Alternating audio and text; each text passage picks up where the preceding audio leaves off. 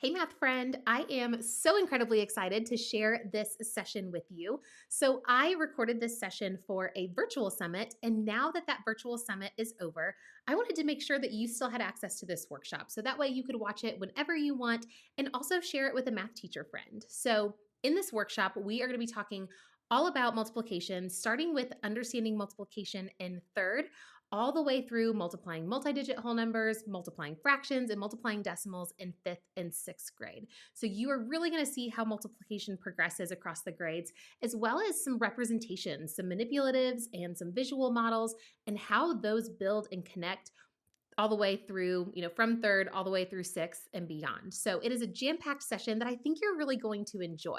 So just a couple notes before we jump right in. There is a link that I will share in the session. It is mixandmath.com/summit. That link is still live. So if you want the free resources that go along with this workshop, definitely check out that link and you can get those resources. And if at any point during this workshop you are thinking to yourself, oh my goodness, I wish I had something like this for all the other math concepts that I teach in fourth and fifth grade, I want you to just comment below, I want to learn more, because we have got a program. I can send you the link to it so that way you can check it out. And we really dive into all the different math concepts that you teach in upper elementary in this depth, where we're talking about the progression of manipulatives, the progression of visual models, the progression of understanding, and the connections between the different concepts. So just comment, I want to learn more. But that is all I have for you. We are going to jump right into the workshop, and I hope you absolutely love it. I love this quote from Peter Brown, and I think that it is a really good quote for us to use to kind of start off this session, really give us a lens through which we view everything that we are going to talk about today. So this quote says, all new learning requires a foundation of prior knowledge. The more you can explain about the way your new learning relates to your prior knowledge, the stronger your grasp of the new learning will be. And he also continues on to say how important it is to build connections, and that is what allows students to retain what they are learning. So really the gist of this quote is that we have to connect to students' prior understanding about a concept. So often we think of students as blank slates every time we teach a concept, and we aren't acknowledging what they already know. And we also aren't helping students realize that they know something that is going to help them understand this new idea. So I love this quote. We're going to be talking so much about how we can use what students already know and build on top of that. But before we jump into all of that, I wanted to let you know that there is a free resource bundle that I've got for you.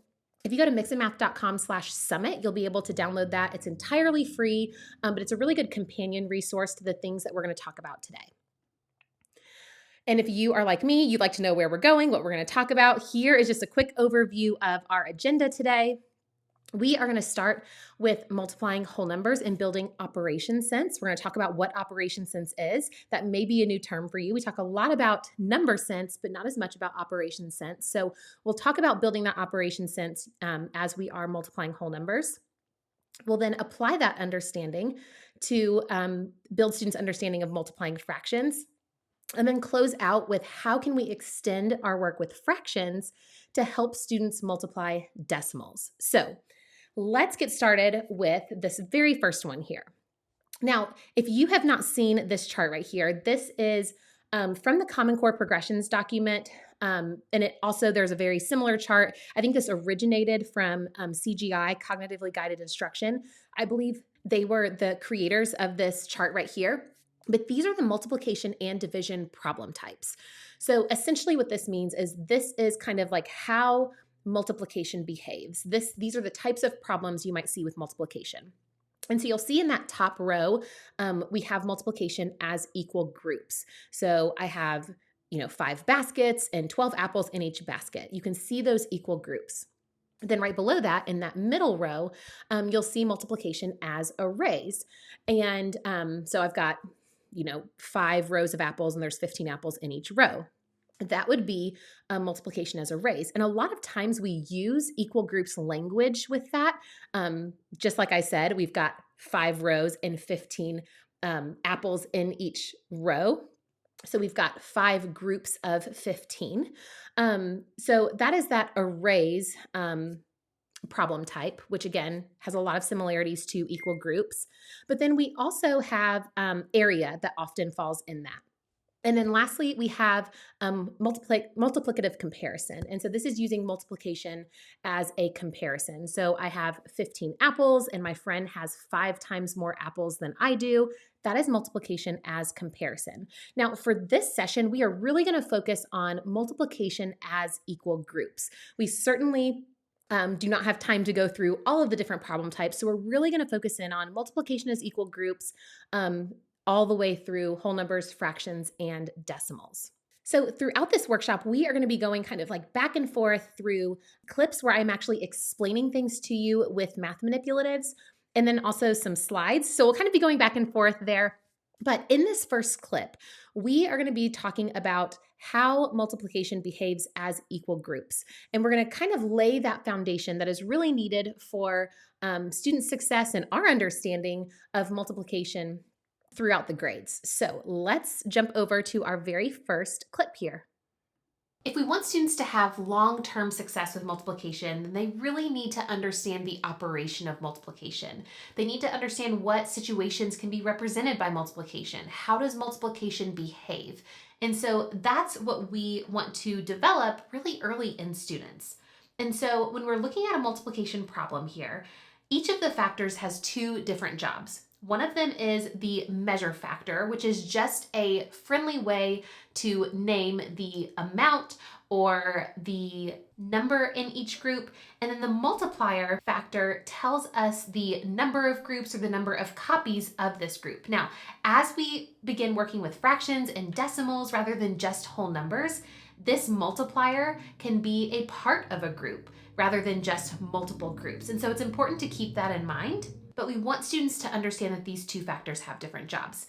Now, we can't just tell students that. They need to experience situations where these factors have different jobs. And so, in order to do that, we need to bring in some representations. So let's start with context. What do these numbers mean? I actually read a great blog post that talked about numbers being like adjectives. So if we're thinking about 6 boxes, the 6 describes the boxes. There are 6 of them. And 4 cookies. So there are 4 cookies in each of the boxes. We've got 6 groups of 4 here. So we've got 6 boxes.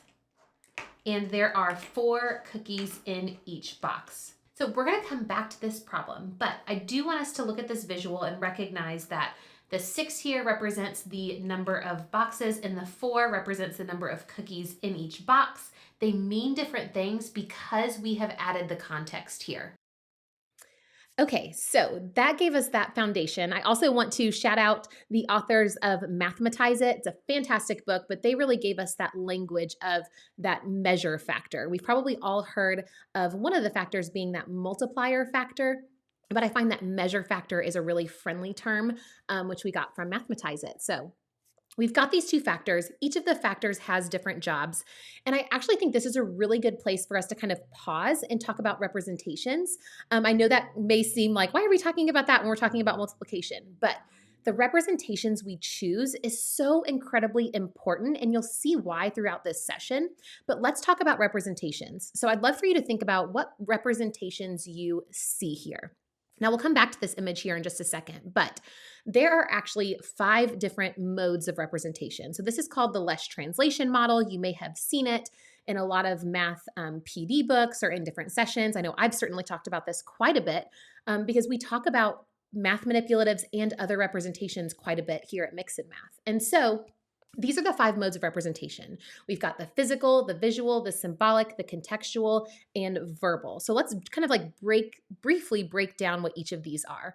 So we've got the symbolic representation, and that would be anytime you are using numbers and symbols. So here we've got the symbolic representation for 15 plus 12. Now, if we move to the left here, or move counterclockwise, we've got the visual representation. So visual representations might be a number line, it might be an area model, which you'll see quite a bit of. Anything, students' drawn models, those are visual representations. A number bond is a visual representation. And then we've got the physical representation. So here you can see 15 plus 12. I forgot to mention, you can also see 15 plus 12 on the number line there. If you squint your eyes, it's a little small. But in the physical section, we've got 15 plus 12. Here we're using unifix cubes.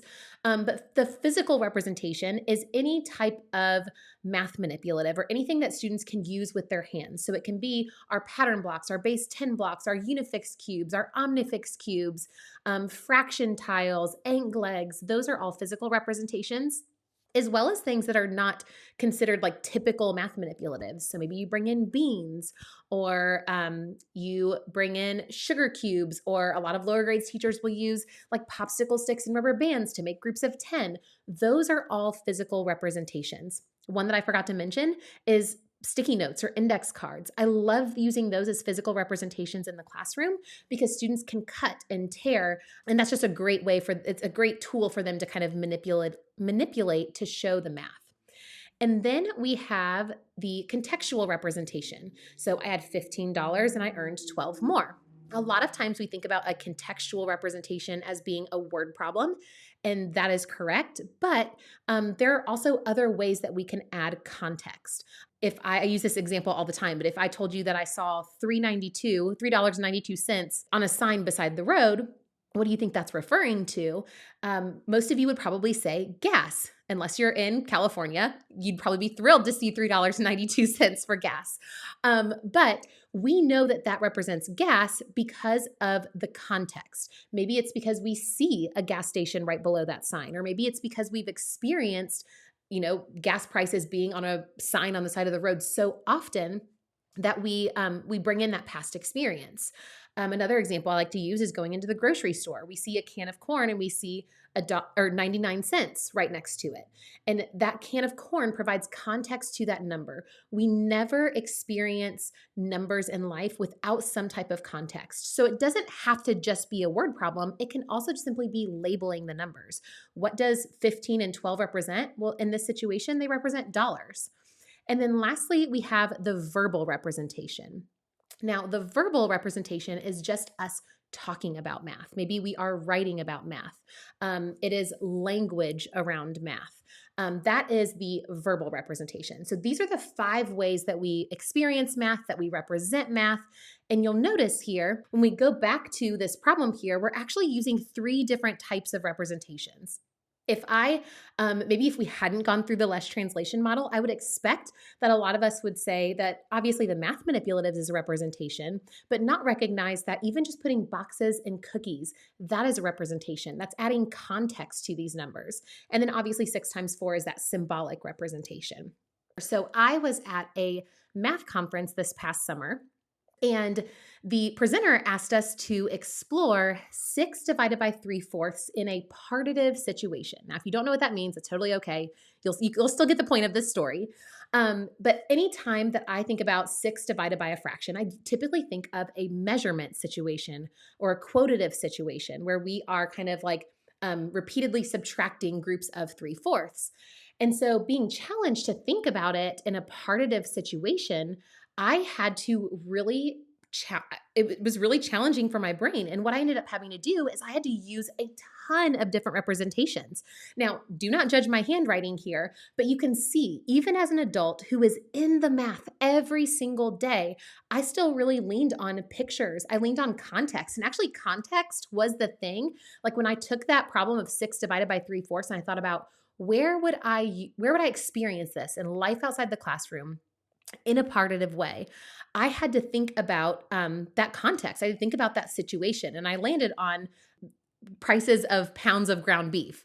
And so the reason I put this graphic in here and bring this to our attention is the fact that all 5 of these representations are helpful.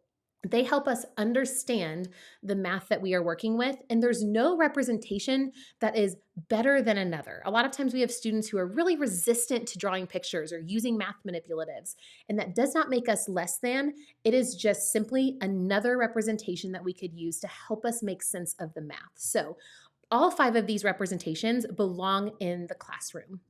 So let's keep going now. We're going to look at the next little video clip here about multiplying whole numbers and building that foundation, building that operation sense so that they can progress to multi-digit whole numbers. The flexibility and number sense that is needed for students' success long-term really starts with their work with multiplication facts.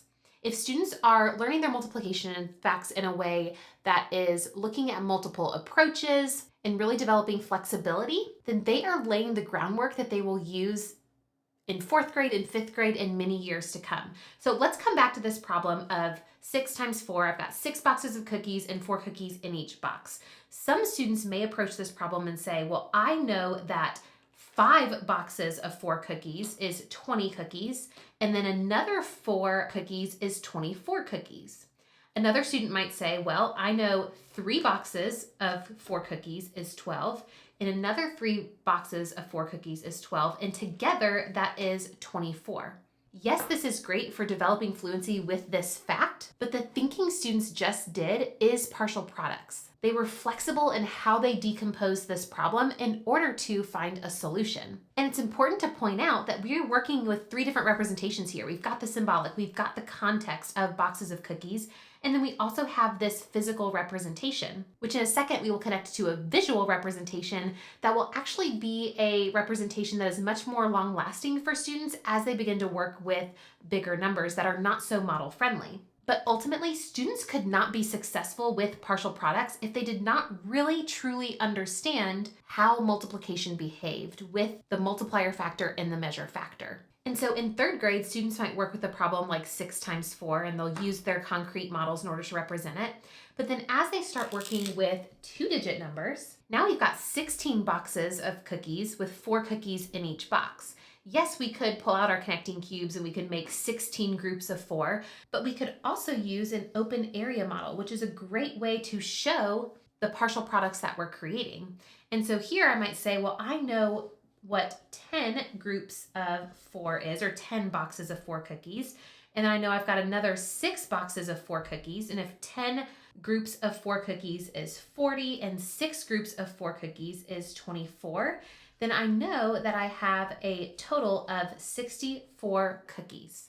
The important thing to remember here is this is not procedural. This is not us telling students, okay, we're going to decompose 16 into 10 and 6, and we're going to put the 10 here and the 6 here, and then we're going to put the 4 here. This is really just a representation to model their thinking. And so it would be perfectly okay for a student to decompose 16 and say, well, I know 5 boxes of 4 cookies is 20, and another 5 boxes of 4 cookies is 20, and then 6 boxes of 4 cookies is 24, and we end up with the same result of 64 cookies. This extends even further into students' work in 5th grade when they are working with 3-digit by 2-digit multiplication problems. Be open to how students use their understanding of multiplication and their flexibility in finding partial products to figure out how many cookies this is. One approach that I might use is I might start by figuring out 200 groups of 42 and then 10 groups of 42. And when I get to 6 groups of 42, that's not necessarily as easy. So I might start with 6 groups of 40 and then 6 groups of 2. And because I've got this context, I can evaluate and just make sure that my approach is right. I know if I do 200 groups of 42 or 200 boxes of 42 cookies, I know that I have taken care of these 200 boxes. We are good with these 200 boxes. I'm putting them to the side. I know how many cookies are in them. And if I do another 10 boxes of cookies, I know that that's going to be 420. So I'm just putting another 10 boxes of cookies aside in my brain. And now I'm left with 6 boxes of cookies, and there's 42 cookies in each box. Well, I'm going to chunk the 40 cookies in each of the 6 boxes first, knowing that I'm not counting 2 of the cookies in each of the boxes. And so now I've got 240 cookies. And then now I'm going to count up the 2 cookies that are in each of the remaining 6 boxes, and that's going to be 12. And I could add all these up, and that would be the total number of cookies. This is the flexibility and the understanding that we want students to have, and it's very different than simply telling a student we must put 200 here and then 10 here and then 6 here. And yes, this is actually more efficient in some cases, and in others it may not be, but we want to get at the heart of why this works, and we want to tie that to students' understanding of multiplication and students' understanding of partial products. None of this makes sense if we don't truly understand multiplication. Okay, so there are a few things that I want to point out from that clip. First, I talked a lot about partial products, and I think we need to clear up some language here. So, when we talk about partial products, a lot of times if we look at our standards or maybe we look at our curriculum, partial products looks like a specific type of algorithm, kind of like the expanded algorithm to some extent, where it's a standard algorithm, but rather, we're writing each partial product below. But really, partial products is a strategy. It is a way of thinking. It is, we're kind of like multiplying in chunks to some extent. And so, partial products is such a powerful strategy for multiplication, and it has a really long shelf life. You saw that we can use that type of thinking when we are multiplying 6 times 4, and we use that exact same type of thinking when we're multiplying 216 times 24. That knowledge is so important. And yes, there are other strategies that we can use to multiply whole numbers. We are not going to talk about all of them. My goal in this session is for us to really see a through line of multiplication as equal groups, and then also this partial product strategy all the way through the different numbers that we might multiply in upper elementary. So partial products, this way of thinking, this strategy is really important. It's really powerful, and it's something that is really long lasting. So we want students to develop that thinking. Now, I told myself I was not going to go on this tangent, but I think I am going to go on this tangent. It's really interesting when we think about how we teach things, and is it setting students up for success in the future. So thinking about multiplication facts, for example, if the multiplication fact 6 times 4, if we teach in a way that we just have students memorize 6 times 4, by the end of third grade, will they know that multiplication fact? Yes. Does it look like they have mastery of their multiplication facts if they've memorized all the facts? Yes, absolutely. But then when we get to fourth grade, and fourth grade depends on this partial products way of thinking, now we've got to go back and build that. When that understanding could have and should have been built when students were learning their multiplication facts, because decomposing one of the factors is a great way for us to learn our 6 facts, our 11's facts, or there's so many facts where this type of thinking makes sense. And so when students learn their multiplication facts in a way that is getting them comfortable with this strategy, it really sets them up for success when we go to multiply larger whole numbers and multi-digit whole numbers, because now we are applying that understanding to larger numbers where they also have to learn additional models to support those larger numbers. So there's my tangent there. But the other thing I wanted to point out from this video or this little clip is I want you to think about how easy it is to unintentionally proceduralize representations. And what I mean by this, it is so easy. I see this a lot with the area model, and no shame whatsoever. I did this as well. We all are doing the best we can with the knowledge that we can. But I remember the day when I realized I was using the area model in a very procedural way. It was in our standards. It was in one of the resources that I was pulling from. And I was like, okay, this is a really important model. And I remember teaching students exactly where to put the numbers. And if it's a 3-digit number, you've got to do 2 vertical lines. And with that, I was really taking away the power of the area model because it just became another set of rules. Rather than the algorithm, which is a bunch of rules and steps and all of that, the area model just became another set of rules and steps. And so we really want to make sure that we are building an understanding of the area model and why the area model works. And I think this actually brings me to the fact, when we think about representations, some representations are more abstract than others. We talk about a progression of understanding multiplication. I think there's also a progression of the representations we use as well. And so while the area model is a visual representation, I think the area model is more abstract than using something like this, like grid paper, which is a less abstract, more concrete visual representation because you can see every single unit here. When you use an open area model just written on a whiteboard or a piece of paper, it is implied, or students have to assume that that first big rectangle on the top left, that 10 by 10 is 100. Whereas on the grid paper, you can actually see that. So just something to think about as you are both using the area model. We want it to reflect students' thinking. We want to make sure they understand why it's set up this way, that it's not just put numbers here and put lines here, and that we also are building that understanding of the area model using maybe more direct, or I keep saying concrete, visual models. So I love grid paper here. One of the things, going back to the less translation model, that I didn't point out initially is the fact that you see all of those little gray arrows there. All of those gray arrows are basically telling us we want to make sure that we are making connections between all of these representations. When we don't make connections, students feel like they're just learning a bunch of different ways to multiply. And that's not what it is. It is really a bunch of different ways to show their thinking of multiplication.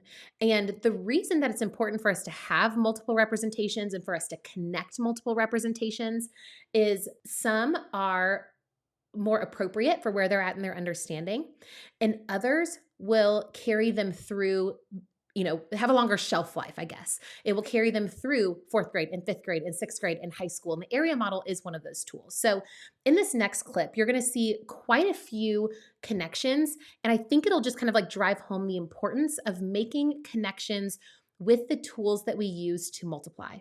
So in looking at that first problem, 6 times 4, we obviously used the concrete model here, and we decomposed it into 5 groups of 4 and 1 group of 4. Now, we may or may not use an open area model with students when they are working on developing this fact, but if your standards call for you to work with problems like this, it absolutely makes sense to start with what students know and maybe connect that to a representation that is going to be more long-lasting for students, one that is going to work with situations that have much larger numbers that are no longer model-friendly. So we could start with, hey, remember when you worked with multiplication in this situation? We could also represent it with an open area model, and we would show our 5 groups of 4 here and our 1 group of 4 here.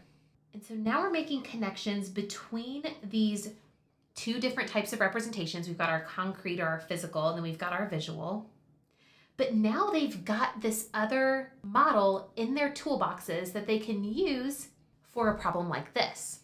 It also shows them that they bring knowledge to the table that allows them to be successful with a problem like this. Some students may still decide to pull out 16 groups of 4, and that's perfectly okay. But the more connections we can make, showing students that they bring knowledge to the table, that this builds on something they already know, and we connect back to what they already know, the more successful they are going to be, and the more we've bridged that gap. So it doesn't feel like what students are learning about multiplication in 3rd grade is completely different than what they're learning about multiplication in 4th grade.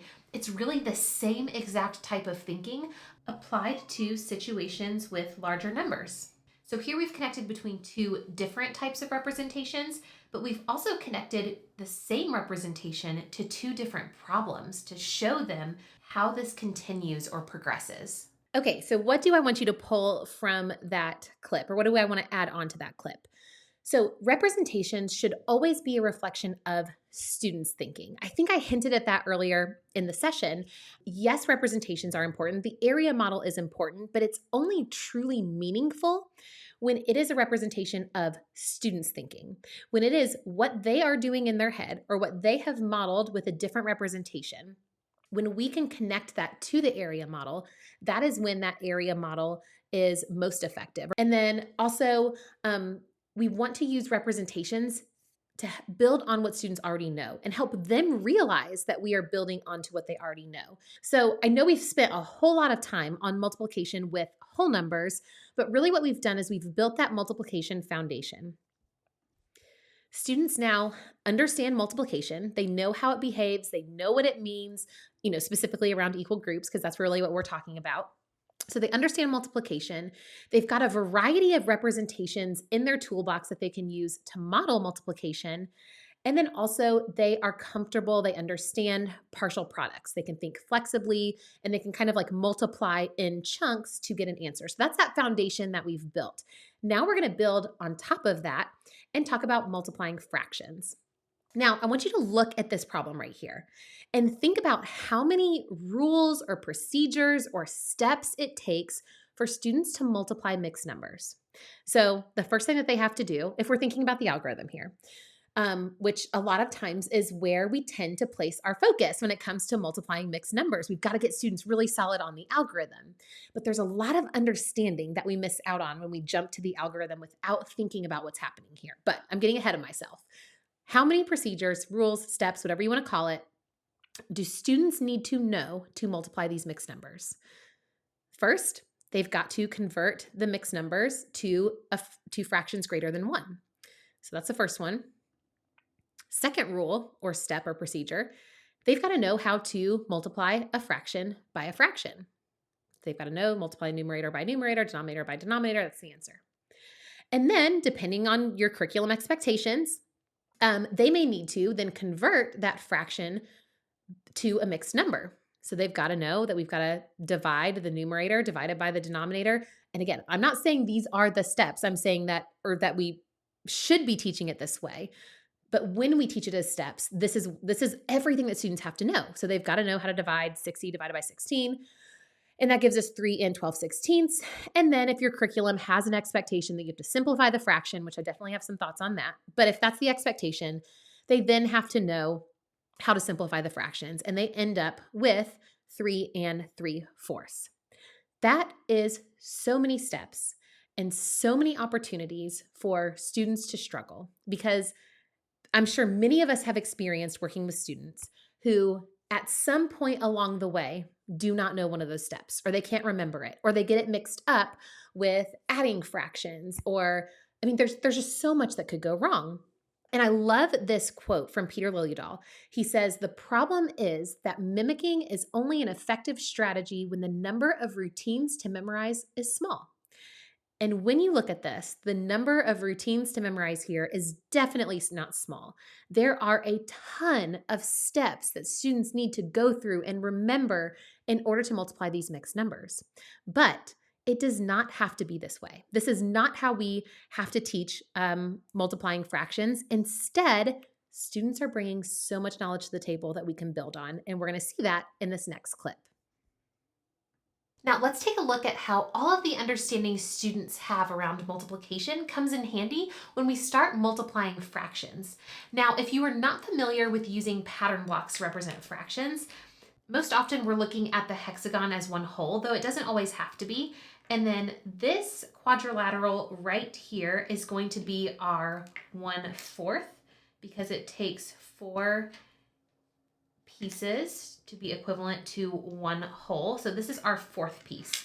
So when students were working with 6 times 4, and 6 was their multiplier and 4 was their measure factor, we are going to work with whole number multipliers here. So we've got 6 times 1/4.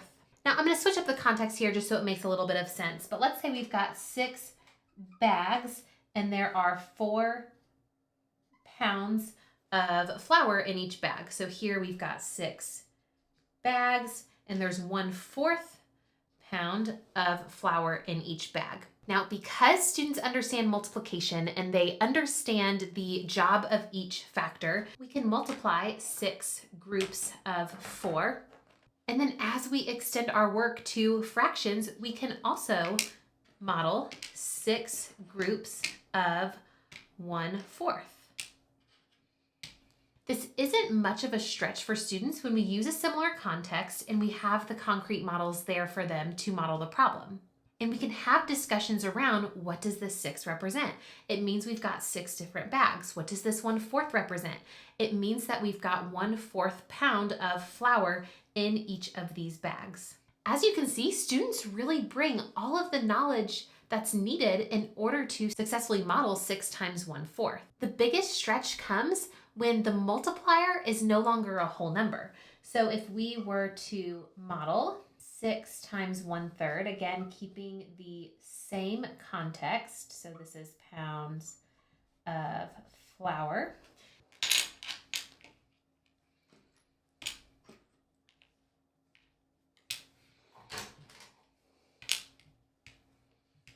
This is very different than modeling 1/3 times 6, where 1/3 is the multiplier. And so we've got 1/3 of a bag. And inside that bag, if it were full, there would be 6 pounds of flour. So now we've got 1/3 of 6. Rather than making multiple groups of 6, which is the measure factor, we're actually scaling it to 1/3 of 6. And so now we've got to take 6 wholes and we've got to figure out how to find 1/3 of that amount. In order to do that, we're going to have to take 6 and split it into thirds. We've got to partition it into 3 equal parts. And sometimes I've found that it's helpful for students who may struggle to see those thirds to actually draw out thirds here, and then they can take it and they can split it up into 3 equal parts. And now I see that 1/3 of 6 is 2 wholes. I could also use this model to help me see that 2/3 of 6 would be 4 wholes. Now, we don't have time to go through all of the fraction multiplication problems and how they fall along a progression, but I've got an entire YouTube video about that, which you can find on the Mix and Math YouTube channel. But I did just want to work through this problem and show you again how it connects to the work that students did as they were learning about multiplication. So if we were to add context to these numbers, say we've got 2 1/3 bags, and each of the bags has 6 pounds of flour. Well, we know that our multiplier factor is 2 1/3, and our measure factor is 6 pounds of flour. We can use an open area model connecting back to the work that students did with whole numbers, and students can use this to work through the problem. So we've got 2 bags of flour with 6 pounds of flour in each bag would be 12 pounds of flour. 1/3 of 6. Well, if I split my 6 pounds of flour into thirds, there would be 2 in each third. So that's 2. And so total 2 1/3 bags with 6 pounds of flour in each bag is 14 pounds of flour. Okay, so hopefully you see how this connects beautifully on the work that students did with whole numbers. You can see their partial products thinking here. You can see the representations that we're using. And so after watching this, it would be totally fair for you to be thinking, why don't we just teach the algorithm? Wouldn't that be easier? Although to me, I look at this and I'm like, this seems a whole lot easier than all of the steps that I showed you earlier, but it's a fair question. Why don't we just teach the algorithm?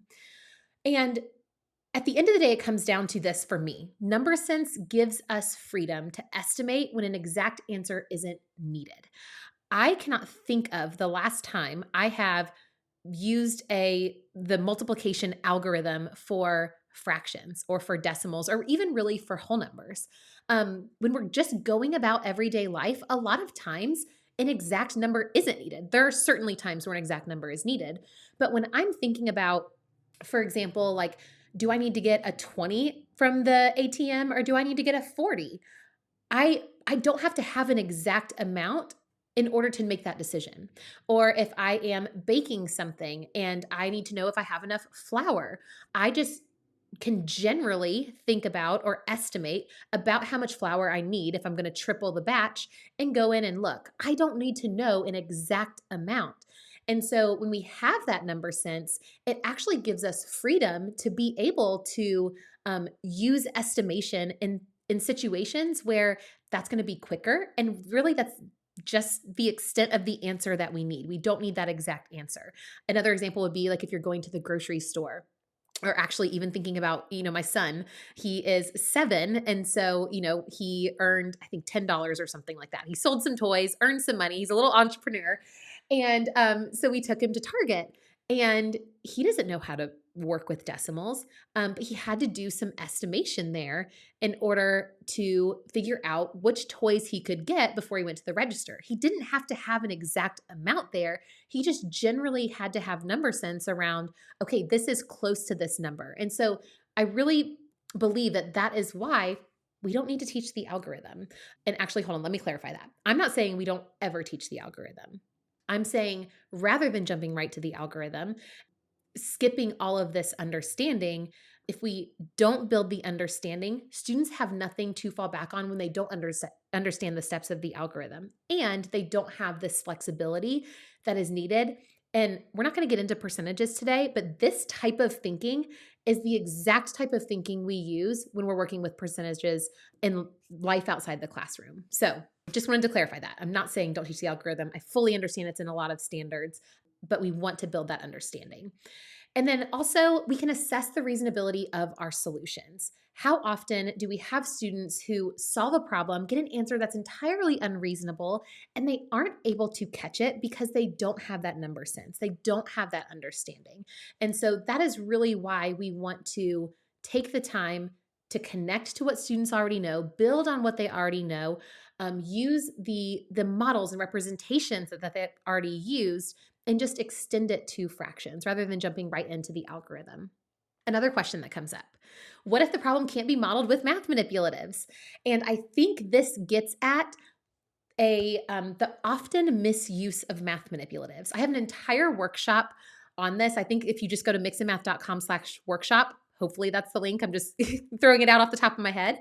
But if you just go to the Mix and Math homepage, mixandmath.com, you'll see a sign up for the workshop. But I've got an entire workshop on how we use math manipulatives. And oftentimes we think we use math manipulatives to help students get an answer.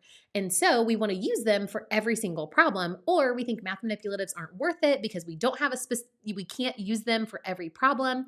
And that is simply not the case. We have to choose problems intentionally. You'll see that all of the problems that I've chosen in this session are very model friendly. They can be modeled very cleanly with math manipulatives. That was intentional, not to avoid the problems that can't be used with math manipulatives, but because I want to use math manipulatives and our visual representations to build understanding. And once they have that understanding, they can apply it to more maybe sophisticated representations, to written methods, to algorithms that can be used to solve any problem. When we go back to that original multiplication problem of, what was it, 6 times 4, using the Omnifix cubes was great for that. But we're not going to use Omnifix cubes to multiply 216 times 24, right? We use the cubes in that moment to build the understanding that is foundational and so important for them with these larger numbers. It is the exact same thing with fractions. So don't avoid math manipulatives or any visual representation with fractions just because it can't be used for every single problem. Use the tools to build the understanding that is needed, that is foundational for them with all of the problems that are coming. So I wanted to point those two things out about that clip. So what understanding did we build on here? So we built on students' understanding of multiplication. So students knew what each factor meant when they were multiplying fractions, because we started with that multiplier and measure factor. They used a variety of representations. You could see that they used the physical representation in the same way, right? They made like 6 groups of a number. And they also used the same exact visual model. They used area models, both for whole numbers and with fractions. So you can see how this built on what they already knew. And they also brought that partial products thinking with them. Students broke apart one of the factors to create partial products to multiply. So you see how multiplying fractions builds beautifully on the work that students did with whole numbers when we teach multiplying whole numbers for understanding. Okay, so let's finish out with multiplying decimals. We want to extend students' work with fractions to multiply decimals. Now, it's really interesting. A lot of times when I'm talking to teachers about multiplying decimals, they think that it's going to be the easiest thing in the world because students are proficient with the algorithm for multiplying whole numbers. So if students are proficient with the algorithm for multiplying whole numbers, then it should be easy peasy lemon squeezy when they go to multiply decimals. But that is only if we are teaching multiplying decimals as an algorithm. We are just teaching them the procedure. We're not worried about their understanding. And so I love this quote from the book, Extending Children's Mathematics, Fractions and Decimals. They say, children's understanding of decimals draw on their understanding of place value and fractions. And I point that out because we often forget that and fractions part. We think that multiplying decimals just draws on their understanding of place value. And so, yes, they know the algorithm, so they're good, or they understand place value, so they're good.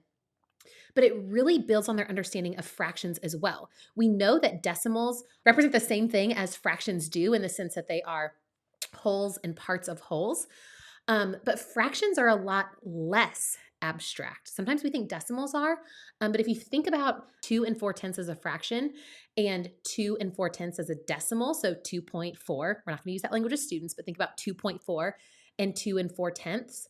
We can actually see, like in that number, what that 4 tenths represents, whereas that 4 tenths in a decimal is kind of assumed that that 4 is in the tenths place, and so it represents a tenth. So decimals are more abstract than fractions. And so with that, yes, we could just teach the procedure for multiplying decimals and connect to the algorithm. But if we were teaching for understanding, we want students to build on their understanding of multiplication and fractions to be successful in multiplying decimals. So let's take a look at this next clip about multiplying decimals. By this point, you've probably caught on to what students bring to the table when we start working with multiplying decimals. We want to connect to their understanding of multiplication and show them that the representations that they've used in the past are applicable to what can look like an intimidating new thing to learn. Just like with fractions, when the multiplier is a whole number, it's not much of a stretch from what students were doing when they were working exclusively with whole numbers. So let's add context to these numbers. So let's say students are collecting rocks for science class. And so they collect 6 rocks, and each of the rocks weighs 12 hundredths pounds. What is the weight of their rock collection? And so we would model this as 6 groups of 12 hundredths.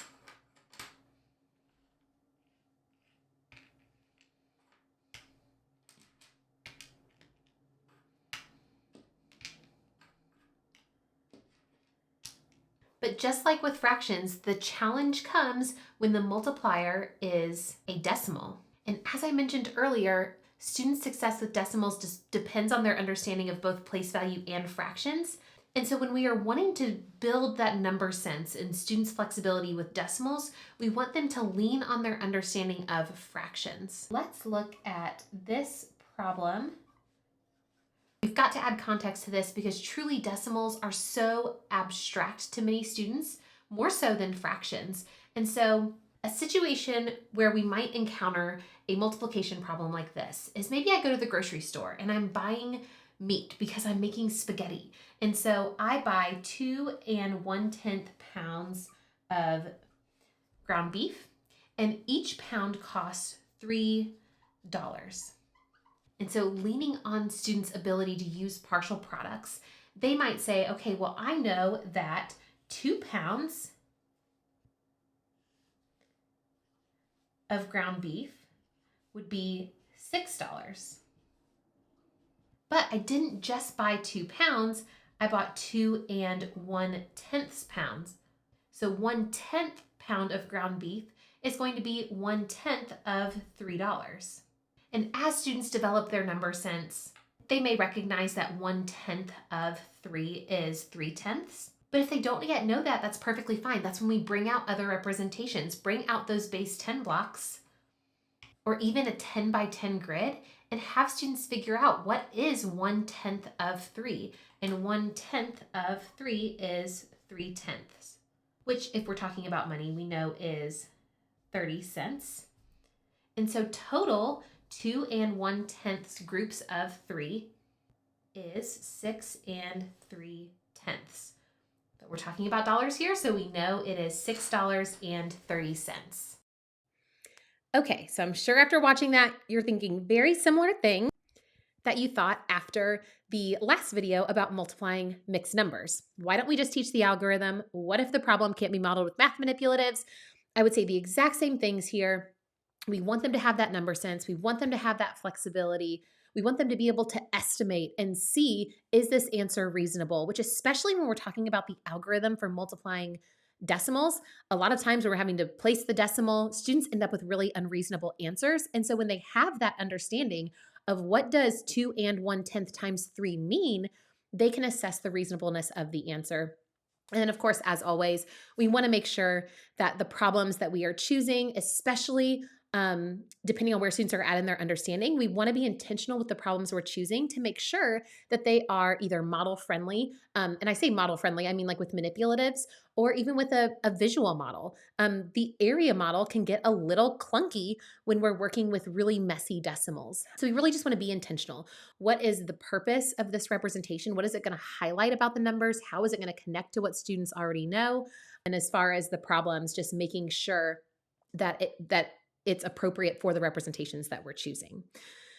So, what understanding did we build on? I'm not going to go through all of these because honestly, I didn't change them. We are still building on the same understanding we used or that we built on when we were working with fractions, their understanding of multiplication, the various representations that they use, the area model, the physical models, and then also that partial products thinking. And I want to point out here because we talked about partial products here, and we have not talked about the standard algorithm really at all in this workshop. But if you think about it, the standard algorithm makes use of partial products. If we're looking at 24 times 14, we start by finding 4 groups of 4, and then we have 4 groups of 20. All of the thinking that is needed that goes into the standard algorithm is the exact same type of thinking students have been building with all the other representations and all of these other problems as well.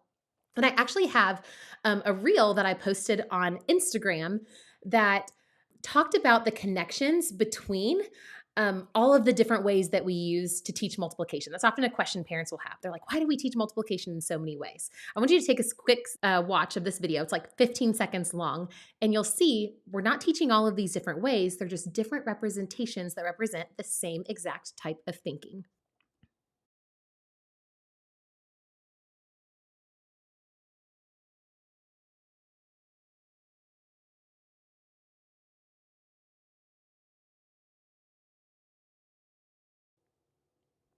Okay, I forgot to mention that there was no sound in that video, but hopefully you can see that they all represent the same type of thinking. They are just different visual representations. And I love this quote from Julie Dixon. She says, "We reach for proficiency, but fall back on doing what makes sense in mathematics." Yes, we want proficiency. I'm sure the standards in your state likely say something about the standard algorithm, but what are students falling back on when they forget the steps? We want them to fall back on that understanding because they will fall back on what makes sense. So, some takeaways for this workshop. One, I want us to get curious about what your students already know. What do they already know about the math concept that will help them in learning what it is you want them to learn at this stage? We want to make sure that we're connecting to that and that we're building on that. We want them to start from a place of confidence and recognize that they're not learning something brand new. They've been working towards this, in previous years. Also, we just want to be really intentional to bridge that gap between what they know and what we want them to know. We also want to consider the power of using and connecting representations. We want to use multiple representations. We want to make sure that we are making connections to those representations because my hope is that you are convinced and you see the power of them throughout this workshop. And then lastly, take time to be a learner too. Do the math yourself. I truly believe that when we are excited about the math concepts we're teaching, when we have light bulb moments ourselves about the math concepts we're teaching, that is contagious in the classroom. There's this quote from Catalyzing Change that I absolutely love, and it's for students to experience joy and wonder in mathematics, so must their teachers. And so I would encourage you to go out and explore the math, see if you can have those light bulb moments yourself, have that joy and that curiosity and that wonder. My hope is that this session actually sparked some of that for you because it will absolutely impact your teaching in the classroom. So don't forget, there's this free resource here. Go to mixandmath.com/summit. It is a great companion resource to this session. And then I would absolutely love to connect with you. So you can either or both, subscribe to the Mix and Math channel over on YouTube. I mentioned that there was a YouTube video all about multiplying fractions. You'll see that there. There's lots of other things, interviews with some wonderful math experts, including Peter Liljedahl. And then you can also follow me over on Instagram. I'm just Mix and Math on Instagram, and that's where I like to share some ideas as well. I hope something in this workshop allowed you to experience that joy and wonder about multiplication. Hopefully, you have something that you can take away and apply in your classroom. I would absolutely love to know what your biggest takeaway is. So, if you would just comment below this video, let me know what your takeaway, your light bulb moment was. I hope you are feeling excited to go into the classroom and teach multiplication. And just as a reminder, if you are thinking, I would love to expand my understanding of the other math concepts that I teach, especially if you are a fourth or fifth grade teacher, make sure you comment below and say, I want to learn more. I will send you the link to our program that really dives deep into the different math concepts that are taught in upper elementary. And it's very, very similar to this session. So thank you so much for taking up or giving up some of your time to watch this workshop. I hope you enjoyed it. Share it with a math friend, and I cannot wait to talk math with you again very soon.